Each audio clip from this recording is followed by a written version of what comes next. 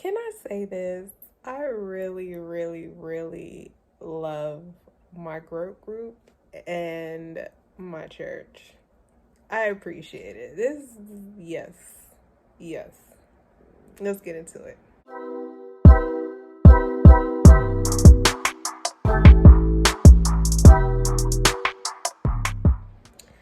So I just came back from my group, growth group. All right, got it. And it was everything I needed and more. And we're going to talk about that and why also I love my church. So, back in when I used to live in Miami, I used to go to a church called Christ Fellowship. And I loved the church there. I was a leader of a small group there. You had the sense of home when you were there as well. Pastor knew me, things like that. Kind of like how a church should operate. That's how Christ Fellowship was. Even though they had multiple campuses, wherever you were at your campus, it basically felt like a small family. So I appreciated it, right? When I moved to Georgia, I don't know if it's because I was just going through some things. It just didn't feel that way. I didn't feel led to serve. I just came in, got my word. I did finally get to serve towards the end of when I was about to leave the church. But yeah, I've never felt led to church. I didn't know my pastors. I just knew of like their platforms basically. And I mean, I had my community there, but it wasn't what I had and what I really missed in Miami. Like in Miami, I felt like I was really getting truly fed the word, and I was able to go ahead and live that out and be about my word and my actions. So I really did miss that. And also, you know, leading a small group as well. And I was able to lead because I had that word and I had things to share about Christ. And I love that, right? I'm so hungry still. What the heck is going on? My stomach just growling. It's just been an off day for food for me. Anyways, and so this new church that we're in right now, I was a little hesitant at first, and I was just following my husband's lead in, picking our church. And I was very much hesitant because for Miami, it was a very diverse church. I had a lot of people who looked like me, but there was a whole bunch of people that didn't look like me either. It was very diverse, but Miami is diverse. It's very rare that you're not going to meet somebody that's not from somewhere else, where their family's not from somewhere else. And so moving here, I went to a quote unquote black church. And so the first time around, I went to a black church. So it was a lot of people who looked like me. I was new to that. Like, that was different for me. And so when that all went to shambles and I moved out to the countryside, again, not a lot of me, not where we are anyway. And so when my husband was like, let's go to this church, I was just like, but ain't nothing but white people in there. I low-key just sometimes feel like there's just white people who are just so nice and so kind, but low-key still kind of racist. But that's neither here nor there. That's not where this video is going at all. And so the first time we went, I was judging. I'm not gonna lie, I was very much just judging everything. And I was just like, I don't know if we dare. But I'm gonna trust my husband. I'm gonna trust him. And over time, they just made me feel like I was at home. It truly made me feel like I was at home and like a second home. And I finally got that urge to want to serve again, or to see how I can get involved or be part of a growth group. So it was just so interesting to see how I am changing in a good way, in a great way. And devil don't like that because he really attacked my mind. I'm gonna go to it. I'm gonna go to that. And one of the things that I told my husband that I really appreciated about the church is that in the past, there's been, my name is not the most simplest name. When you hear it, it's simple, but when you see it the first time around, some people don't know how to pronounce it. They'll either mispronounce it or they'll just ask me how to pronounce it. And once I say it, sometimes it sticks, sometimes it doesn't. They'll have to ask again. It's not a common name. And so I remember the first time there are people, you got the greeters, hello, hi, whatever, whatever. You got my husband, Joseph, my two sons. They have, well, Daxton's not a regular name, but it's easy enough. And so I was like, yeah, my name is Nikase. And they was like, oh, okay, can you say it again, Nikase? I was like, okay, whatever. And so like 2-3 weeks ago, we came in and I don't really talk to anybody much in there. I just say my highs and stuff like that. And I go in for service and stuff. My husband is the talker of both of us. And we came in, as a unit and stuff like that. We stick out. We stick out because, ain't much black folk in there.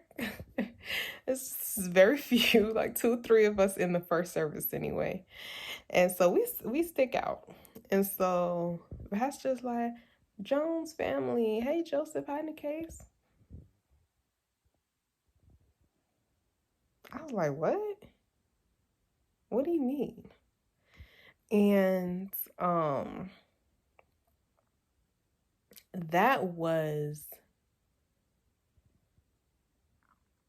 important to me. And that was an important moment for me because that means he took a time to actually get to know who is coming to the church. Mind you, there's 2 services and there's plenty of people who come into both services. So the pastor is trying his best to get to know his members. And I only remember talking to him once. And that's when we first went back in like March. And this was in August. And he still remembered my name. And I was like, okay. Wow, I appreciated that. And my husband don't seem to understand why that was a big deal for me. And I think it's because of like past church hurts or past expectancies of what I've had wanted in a church. I haven't gotten it in the past, 6-7 years. And comparing things to my church back home, this was a big deal for me. And, knowing that I'm putting myself out there and joining a small group and wanting to be involved and seeing my husband be involved again and seeing him in his moment because he's part of the music ministry. My husband plays the drums and that's how we met. Like for him, that's how he serves. And I was like, all right, that's cool. So we get like weekly emails and most churches, when they send out emails, it's like an automatic email or it's something that you can't really reply to. And in these past few emails, I read them through, but I'm like, man, these sound like it's an actual person that I can reply to this email. So today, the pastor sent out an email, going through things for the week or whatever and stuff like that. And in the email, he keeps saying, if you want to message me, email me back or reach out or whatever. And towards the end, he's just like, if you have any other questions or how I personally can serve you or your family, let me know. So I was like, let me just give it a chance. I sent this long old email and I was like, all right, God, you do what you will with it. And he emailed me back and I was like, what? That is so like, I think it's because I'm just not used to it anymore. And I'm like, this is really how a church should operate. You should know your pastors. You should have a relationship with your pastor. This man is the person that's supposed to be leading you. Like he's going to be held to another standard in God's eyes because he is teaching his flock, And this was like, oh, he not only messaged me back, he's actually willing to put himself out there.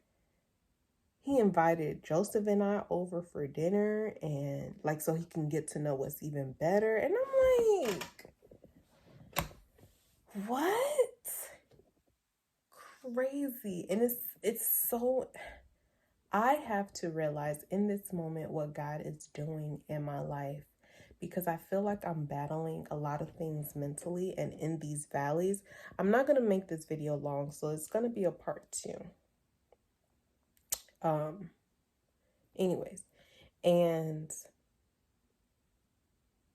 God, thank you. Like, I really want to just thank you in this moment, because I realize, like, life is life in right now, but God is doing God right now. And this is an answered prayer, finding the right church. And I truly believe, like, we're gonna, go to the membership club to officially become members, although we've been going for months now, to officially become members of this church. And I'm just so thankful, because I asked some serious questions in that email, because yeah, and I'm willing to work with the church to get some of these answers resolved. And I'm just, God is doing a thing in this season. And like I said, it's going to be a transformative year. I know it will be. And I'm excited to see what God is going to do in these next few months, few weeks, or whatever the case may be. And I'm trying my best not to freak out, because yes, this is an answered prayer, but like I said, I've been dealing with other things as well. So thank you, Lord. I did not thank you for that today. So I thank you for this church and what you're about to do with it. So anyway, I guess I could just title this The Importance of Finding the Right Church, and don't give up on finding the right church, because I know a lot of people, especially during the pandemic, has kind of like left church or haven't found that right church home. But it's out there. It's definitely out there. Just continue to pray and just continue to seek and find what works for you and what you're looking for in the church. And God is going to show up. Look at me. I was judging the church at first, but now I'm like, oh yeah, this is my church. And I get excited to wake up and get ready to go and just see friendly faces and see kind faces who are just willing to wave at you and just get to know you and just love on you and reach out and be what Jesus wants you to be, like, for real. So that's good. So part 2, this is not where this video is supposed to be at all, but don't give up. Let the church hurt go and don't give up. Love you, but Jesus loves you too. I'm going to be in the same exact outfit, because I'm going to record the second video right now. Yeah.